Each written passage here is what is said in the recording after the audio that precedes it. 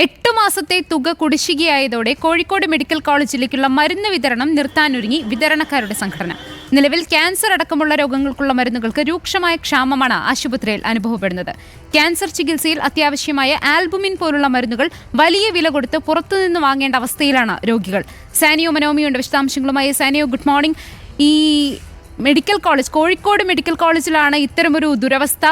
വൻ തുക കുടിശ്ശികയായതോടുകൂടെ ഈ മരുന്ന് വിതരണം നിർത്തുന്ന ഒരു സാഹചര്യത്തിലേക്ക് വിതരണ കമ്പനികൾ എത്തുന്നെങ്കിൽ വലിയ രീതിയിലുള്ളൊരു പ്രതിസന്ധി തന്നെയല്ലേ? എന്താണ് ഈ ആശുപത്രിയിലെ നിലവിലെ അവസ്ഥ, മെഡിക്കൽ കോളേജിലെ നിലവിലെ അവസ്ഥ, സാനിയോ? ഫെബ്രുവരി മുതൽ 8 മാസത്തെ വിതരണ കുടിശ്ശികയാണ് വിതരണ കമ്പനികൾക്ക് കിട്ടാനുള്ളത്. അതായത് ഒരു മാസം ഏകദേശം 5 കോടി രൂപയുടെ ഒരു വിതരണമായിരിക്കും, 5 കോടി രൂപയുടെ മരുന്നായിരിക്കും സാധാരണ വിതരണം ചെയ്യാറുള്ളത്. അങ്ങനെയെങ്കിൽ 40 കോടി രൂപയിലേറെ വിതരണക്കാർക്ക് കൊടുക്കാനുണ്ട് എന്നാണ് കണക്ക്. ക്യാൻസർ ചികിത്സയിൽ ഉപയോഗിക്കുന്ന ആൽബുമിൻ്റെ മരുന്ന് അവിടുത്തെ കാരുണ്യ സെൻറ്ററിൽ 2 മാസമായി വിതരണം നിലച്ചിട്ട് KMMC-യിലായിരുന്നു വിതരണം നടത്തുന്നുണ്ടായിരുന്നത്. എന്നാൽ ലോക്കൽ പർച്ചേസ് പോലും ചെയ്ത് വാങ്ങി കൊടുക്കുന്നില്ല എന്നുള്ളൊരു ആരോപണമാണ് രോഗികൾക്ക് പലപ്പോഴും ഉള്ളത്. അതായത് ക്യാൻസർ ചികിത്സയിൽ ഏറ്റവും പ്രധാനപ്പെട്ട മരുന്നാണ് ആൽബുമിൻ എന്ന് പറയുന്നത്. ഈ റേഡിയേഷനും മറ്റ് ചികിത്സകളും ചെയ്തതിന് ശേഷം അവസ്ഥ മോശമാവുന്ന രോഗികൾക്ക് ആദ്യം നൽകുന്ന ഒരു മരുന്നാണ് ആൽബുമിൻ. അതുപോലും കിട്ടാനില്ല എന്ന് പറയുമ്പോൾ വലിയ പ്രതിസന്ധി ഉണ്ടാക്കുന്നു എന്നാണ് പറയുന്നത്. ഇന്നലെ നമ്മൾ ക്യാൻസർ വാർഡിലുള്ള ക്യാൻസർ വിഭാഗത്തിലുള്ള ഡോക്ടർമാരുമായി സംസാരിക്കുമ്പോഴും പറയുന്നത് പലപ്പോഴും പല മരുന്നുകളും കിട്ടുന്നത് കുറവാണ്. എന്നാൽ മറ്റ് ചില മരുന്നുകൾ കൊണ്ട് അഡ്ജസ്റ്റ് ചെയ്യുകയും അങ്ങനെയൊക്കെയാണ് ചികിത്സ ഇപ്പോൾ മുന്നോട്ട് പോയിക്കൊണ്ടിരിക്കുന്നത് എന്നാണ്. പാവപ്പെട്ട രോഗികളാണ് കോഴിക്കോട് മെഡിക്കൽ കോളേജിൽ അടക്കം എത്തുന്ന നിരവധി പേരും. ഇവർക്ക് ഈ 5000 മുതൽ 7000 വരെയൊക്കെയുള്ള ഈ ആൽബുമിൻ്റെ മരുന്ന് 4500 രൂപയ്ക്കൊക്കെ കുറച്ച് കിട്ടുമായിരുന്നൊരു സാഹചര്യം ഉണ്ടായിരുന്നു. പക്ഷേ അതാണിപ്പോൾ ഇല്ലാതായത്. എന്നാൽ മറ്റു മരുന്നുകൾക്കും ക്ഷാമമുണ്ട് എന്നാണ് ഇന്നലെ നമ്മൾ നേരിട്ട് മെഡിക്കൽ കോളേജിൽ പോയപ്പോൾ മനസ്സിലാക്കാനാവുന്നത്. രോഗികളുടെയൊക്കെ പ്രതികരണം അവിടെ ഉണ്ടെന്ന് ഞാൻ മനസ്സിലാക്കുന്നു. ഏതായാലും രോഗികൾ പറയുന്നത് പല മരുന്നുകൾക്കും പുറത്തേക്ക് എഴുതുന്ന ഒരു സാഹചര്യമാണ് ഉള്ളത് എന്നാണ്.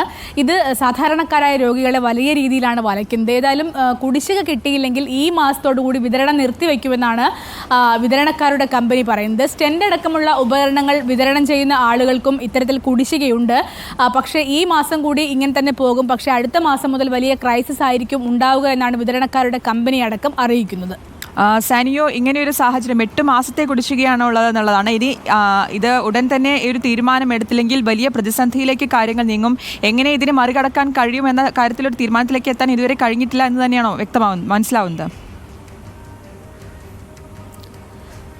ആശുപത്രി അധികൃതർ പറയുന്നത് ഓരോ മാസത്തെയും ബില്ല് കൃത്യമായി സർക്കാരിലേക്ക് അയക്കുന്നുണ്ട് എന്ന് തന്നെയാണ്. പക്ഷേ അത് അവിടെ സാമ്പത്തിക പ്രതിസന്ധിയും മറ്റും ഉള്ളത് കാരണമായിരിക്കണം ആ ബില്ല് പാസ്സാകാത്തത് എന്നൊരു അനുമാനത്തിലേക്കാണ് ഇപ്പോൾ എത്തുന്നത്.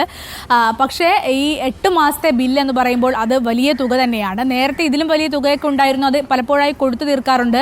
ഒരിക്കലും കൃത്യമായി എല്ലാ മാസവും തുക കൊടുക്കുന്ന ഒരു സാഹചര്യം മെഡിക്കൽ കോളേജിൽ ഉണ്ടാവാറില്ല. പക്ഷേ അത് കൃത്യമായി കൊടുത്തു തീർക്കാറുണ്ടായിരുന്നു. 2 മാസത്തെ 3 മാസത്തെയൊക്കെ ഇടവേളകളിൽ അത് കൊടുത്തു തീർക്കാറുണ്ട്.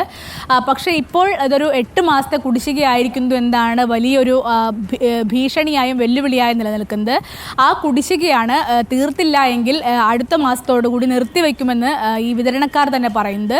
ഇപ്പോൾ ആദ്യഘട്ടത്തിൽ ക്യാൻസർ മരുന്നുകളൊക്കെ ആണെങ്കിൽ പിന്നീട് അത് സ്റ്റെൻഡ് അടക്കമുള്ള ഉപകരണങ്ങളിലേക്ക് മാറും. അങ്ങനെയെങ്കിൽ ഹൃദയ ശസ്ത്രക്രിയ അടക്കം സാധാരണക്കാരന് വില കുറച്ച് കിട്ടുന്ന ശസ്ത്രക്രിയകളും മറ്റും മുടങ്ങാനുള്ളൊരു സാഹചര്യവും മുൻകൂട്ടി പറയുകയാണ്.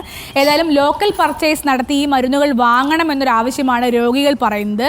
ബില്ല് മാറിക്കിട്ടാൻ അല്പം താമസിച്ചാലും ആശുപത്രിക്ക് ലോക്കൽ പർച്ചേസിൽ വാങ്ങാമല്ലോ എന്നുള്ള കാര്യങ്ങളൊക്കെയാണ് രോഗികളുടെ ഭാഗത്തു നിന്നുണ്ടാകുന്ന ആശങ്ക. അതിനുള്ള നടപടികൾ ഉടൻ തന്നെ ഉണ്ടാകുമെന്നാണ് നമ്മളും പ്രതീക്ഷിക്കുന്നത്.